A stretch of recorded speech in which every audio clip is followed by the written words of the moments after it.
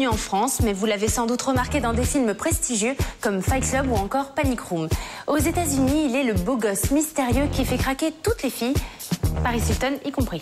Et Jared est aussi le chanteur d'un groupe de rock tendance, cheveux gras et rimel appuyé. Très rebelle attitude. Nous sommes donc allés le rencontrer à Londres. Silence partout. Ah, Jared Leto, le sublissime Jared Leto. Il faut bien le dire quand il nous regarde avec ces yeux-là, dans cette lumière-là, avec au doigt ces petites moufles-là. Silence partout. Eh ben non, désolé chérie, mais le silence n'est pas vraiment la première chose qui nous vienne à l'esprit. Comment ça ?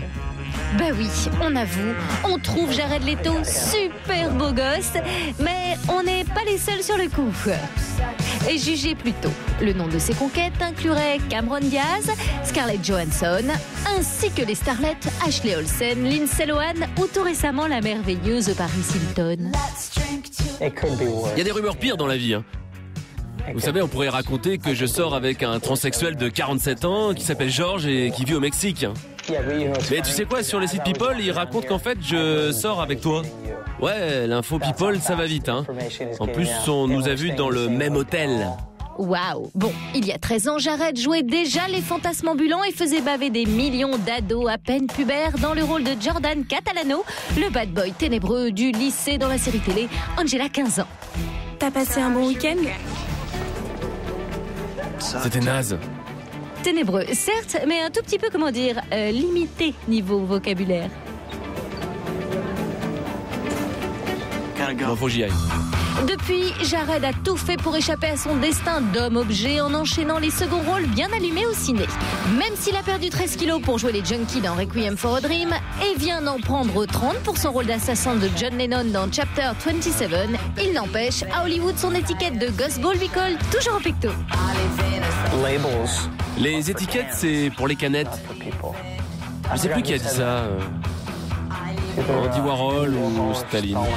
Du coup, pour exprimer sa rébellion et son lui profond, Jared, 36 ans on vous le rappelle, a mis du gras dans ses cheveux, un peu plus de noir sur ses yeux et formé 30 Seconds to Mars, un groupe de rock super rebelle tendance Tokyo Hotel. Oui. Et quand Jared parle de sa musique, l'expression se prend de la tête prend tout son sens. On a une approche très religieuse de notre musique. C'est vraiment important d'avoir cette connexion intime avec soi-même, son groupe et son instrument. Ah, la connexion intime avec son instrument, dit comme ça, ça donne envie. Hein. Et visiblement pas qu'à nous, puisque le garçon et son groupe rempliront dès la semaine prochaine le Zénith de Paris. Et notre rocker lover a beau être d'ores et déjà très excité à l'idée de faire chanter les petites françaises. Ouais, je suis grave excité. Pour autant, il n'est pas encore très au point avec notre langue.